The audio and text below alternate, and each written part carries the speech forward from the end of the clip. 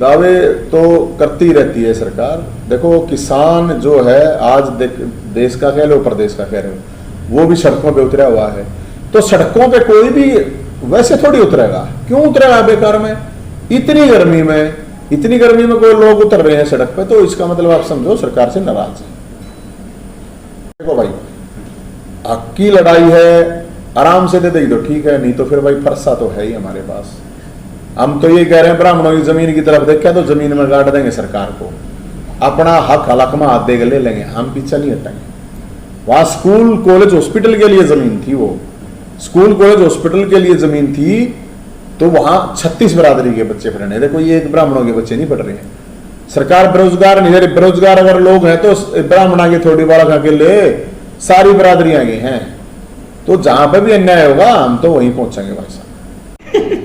चलो भाई कर रहे हैं फोटो के लिए तो एक बार वाह जी वाह, क्या कर दूं क्या?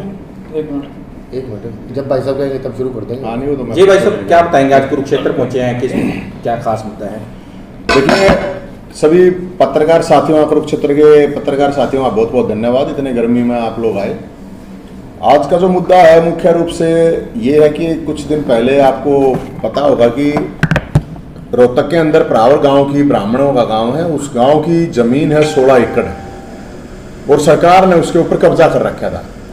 अब सवाल ये है कि उस सरकार से कब्जा छुड़वा लिया था बुलडोजर से, वो उसको हमने उखाड़ दिया था जो बोर्ड लगा हुआ था सरकार का।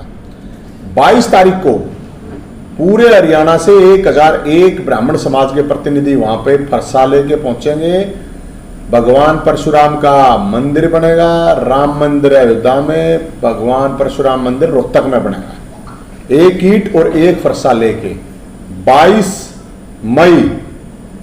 और इसमें जो मुख्य रूप से मैं बताऊं आपको बात कि 2009 में वो जमीन दी थी गौड़ ब्राह्मण संस्था को, लेकिन सरकारों ने पहले हुड्डा जो डिपार्टमेंट था उसने कब्जा कर लिया था, फिर निगम डिपार्टमेंट था उसने। तो 36 बिरादरी का न्योता है, कुरुक्षेत्रवासियों का भी, ब्राह्मणों का न्योता है, वहां पे पहुंचे प्रतिनिधि। और इसको लेके पहले भी 13 साल से लगातार समाज के लोग बार बार मिल रहे थे सरकारों से, लेकिन किसी ने कोई समाधान नहीं किया। तो अब 22 तारीख को वहां पे परशुराम जयंती मनाई जाएगी और भगवान परशुराम का मंदिर उसी जमीन पे मनाया जाएगा जिस पे सरकार ने कब्जा कर रखा था। अब सरकार मांग रही है 8 करोड़ रुपए, कह रही है जमीन तो ब्राह्मणों की है लेकिन 8 करोड़ रुपए। अब किस बात के 8 करोड़ रुपए दें? 8 ईंट वहां पे नहीं लगी है, तो ये पूरे के पूरे ब्राह्मण समाज के लिए एक अस्मिता का सवाल है, स्वाभिमान का सवाल है, जिसको लेके वहां पे ब्राह्मण समाज इकट्ठा होगा और वहां जो भी फैसला करना है उसके बाद फिर वहां से वो फैसला होगा।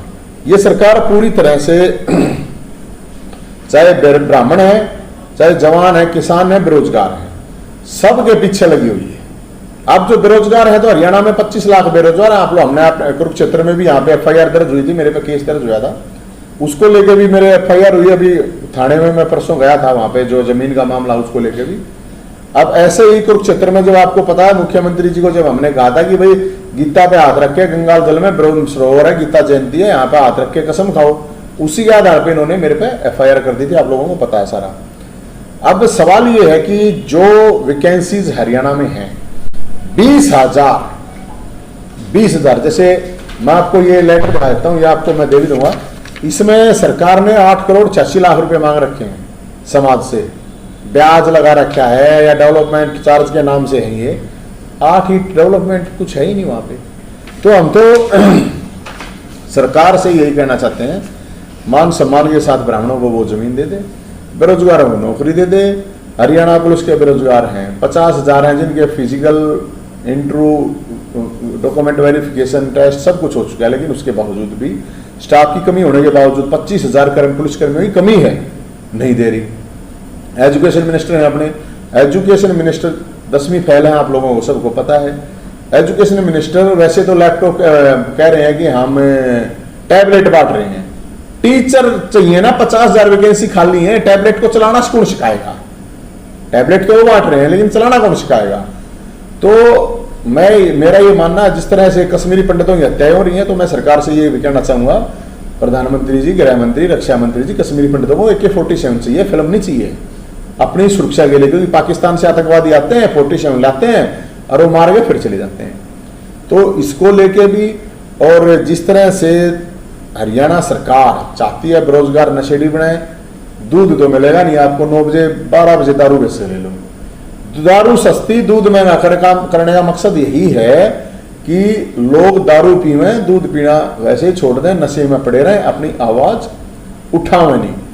क्योंकि जिस तरह से इनके बयान हैं, आप लोगों ने देखा हुआ, अभी कृषि मंत्री का बयान आया था। कृषि मंत्री ने क्या कहा, अगर मेरे पास सिफारिश लेके आते हैं सरकारी नौकरी की, तो वो कह रहे हैं कि क्या करोगे, सरकारी नौकरी छोड़ दो ना, बिजनेसमैन बनो, घर में रोटी खाने के लिए मुश्किल लाले हो रहे हैं, वो बिजनेसमैन बनने की बात कर रहे हैं। खुद जेई थे वो, फिर कहते हैं 4000 में राजस्थान पे बहू ले आओगे।